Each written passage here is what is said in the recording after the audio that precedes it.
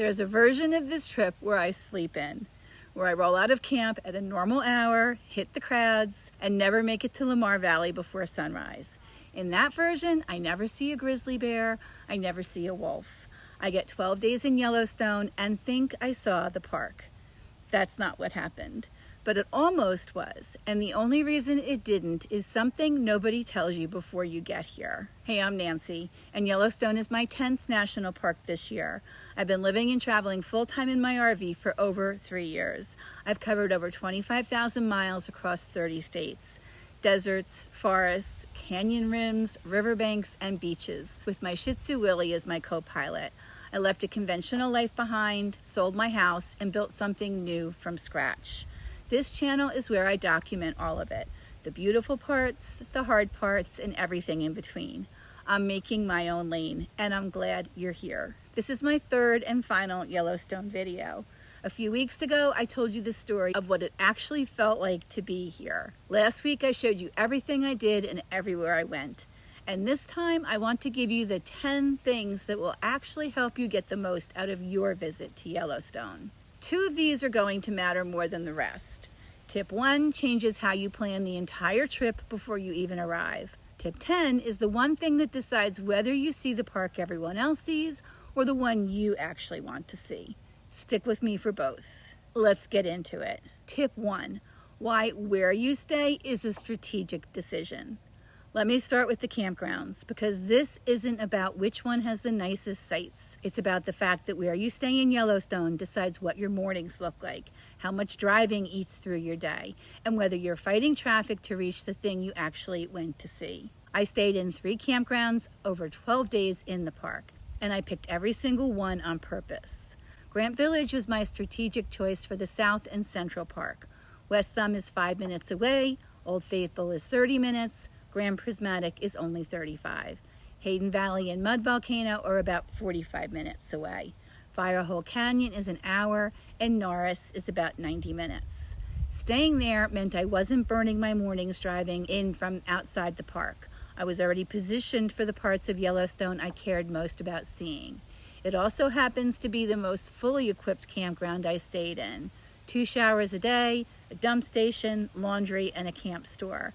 But that wasn't why I chose it. Location was why I chose it. Before Grant Village even opened for my reservation, I stayed 2 miles south of the south entrance for 6 days.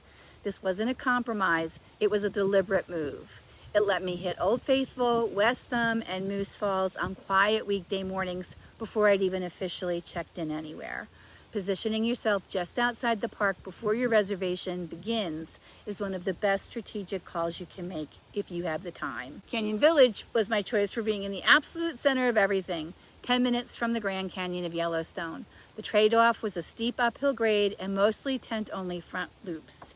If you're in a larger rig, you're headed to the back loops at the top of the hill. I chose the location knowing the trade-off going in.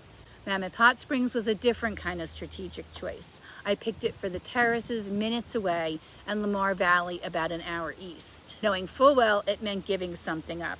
A dump station, no showers, no laundry, and the potable water that's listed as available was mostly bagged and not working when I got there. Go in with full tanks and treat your water as unavailable, not as a backup plan. Even with all that strategy, I still put almost 1,000 miles on the RV and Jeep combined, just seeing everything I wanted to see, and that's not unheard of. Some people put 200 to 250 miles on their car a day, just looking for bears and wolves. Yellowstone is enormous. 2.2 million acres, about 3,468 square miles. It's just what the park actually asks of you if you want to see it, not just drive through it. Every one of these stops, all 3 campgrounds, plus where I staged before I even entered the park, is in my campground app. If you want to actually follow the exact route I planned for this trip, not just hear about it, that's where you'll find it. Real locations, real reasoning, laid out so you can build your own strategy instead of guessing. Tip 2, the booking systems. And once you know where you want to stay, here's the part that trips almost everyone up. There are 2 separate booking systems for these campsites, and most people don't know that. If you're looking for a campsite at Grant Village, Canyon Village, Bay Bridge, Madison, or Fishing Bridge RV Park, you book through Xanterra. at YellowstoneNationalParkLodges.com. But if you want a Mammoth hot springs, you book through recreation.gov. Two completely different systems. Tip 3, Mammoth changed the rules. One thing about Mammoth specifically, every source before my trip described it as first come, first served. That is no longer accurate. Mammoth is reservation only April 15th through October 15th. Book in advance or you won't get in. Tip 4, your mail is going to Mammoth Post Office. All of it. If you're planning to have mail sent to you while you're in the park, here's something no one told me. All mail for every village in Yellowstone is held at Mammoth for pickup. It doesn't matter which village you addressed it to. It doesn't matter if you wrote general delivery and used the Grant Village post office address. It ends up at Mammoth. I found this out when packages I thought were going to Grant Village were waiting for me at Mammoth at the end of my trip. Now you know. Tip 5, everyone shows you elk at Mammoth. I saw 0. Everyone on YouTube shows elk wandering through Mammoth Village. I was there for 2 nights and did not see a single one. Here's the thing no one tells you. Animals don't read signs and they don't follow rules. They don't know they're supposed to show up at Mammoth for the camera. You could plan your entire visit around a specific animal in a specific spot and it just won't be there. Or you'll round a corner somewhere you never expected and there it is. Yellowstone does what it wants. Go for the location, not the guarantee. Tip 6. The crow's nest is a myth at this point. The crow's nest at Old Faithful Inn is listed in a lot of travel guides as a must-see. It is no longer accessible to the public. Go for the free walking tour instead. It runs daily at 9:30 a.m., 11 a.m., 2 p.m., and 3:30 p.m. Just show up at the main fireplace, no reservation required. It is one of the best experiences in the park and most people walk right by it. Tip number 7, wildlife jams don't care about your schedule. Getting around Yellowstone deserves its own conversation. The park roads are not straightforward, junctions are not always well marked, and different map apps gives you very different results. Several rangers I spoke with recommended Google Maps as the most reliable navigation tool inside the park. I'll leave it at that. Wildlife jams are real, and they happen without any warning on any road at any time of day.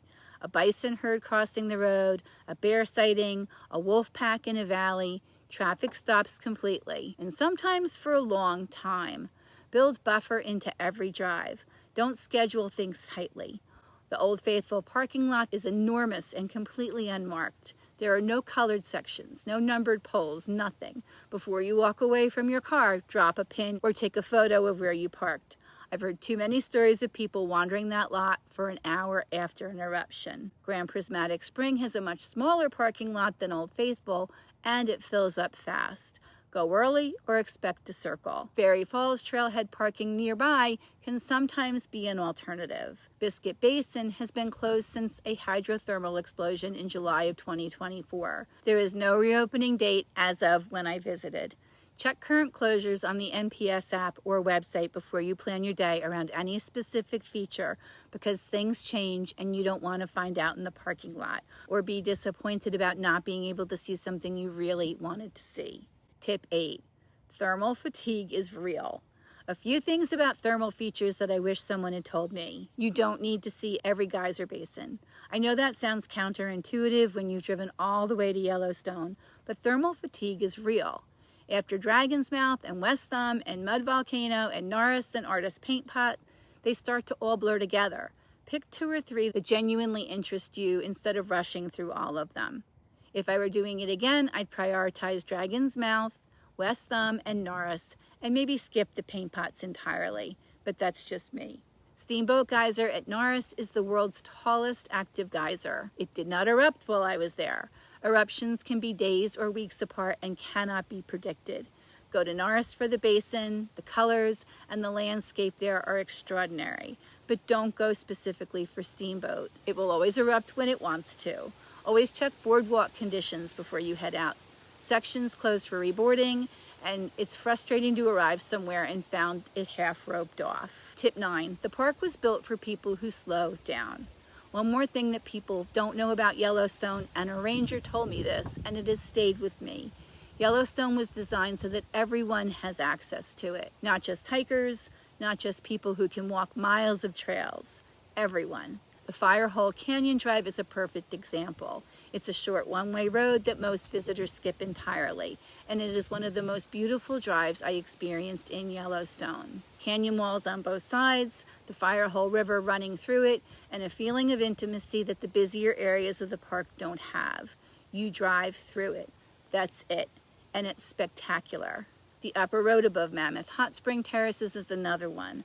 I walked the lower boardwalk to Canary Springs on my first day at Mammoth and noticed the road at the top. The next day I drove it, and there are beautiful views over the terraces in the valley, completely accessible by car, and almost nobody is on the road. Yellowstone rewards people who slow down, go early, stay late, and look for things that aren't on the main map. The lake geyser is visible only on cold mornings when steam rises up from the water in perfect intervals as far as you can see. The landslide scar on the hillside near Norris that most people drive right past without knowing what they're looking at. And the ranger program on a rainy evening in a heated auditorium with 25 strangers, all equally riveted by the story of 1959, the night a 7.3 magnitude earthquake hit just outside the park's western edge, triggered a massive landslide that buried a campground and killed 28 people, and dammed the Madison River hard enough to create an entirely new lake almost overnight. You can stand at the visitor center and look at the scar on the mountainside where this terrible tragedy happened. This park will find you. You just have to give it a chance. Tip 10. Early or late, there is no in-between that works. This is the one I told you about at the start, the tip that decides whether you see the park everyone else sees or the one you actually want to see. The single best thing you can do in Yellowstone is get out early, before 6 a.m. if you can manage it. The roads at 6 a.m. are a completely different experience from the roads at noon. The parking lots are empty, the boardwalks are quiet, and the wildlife is active.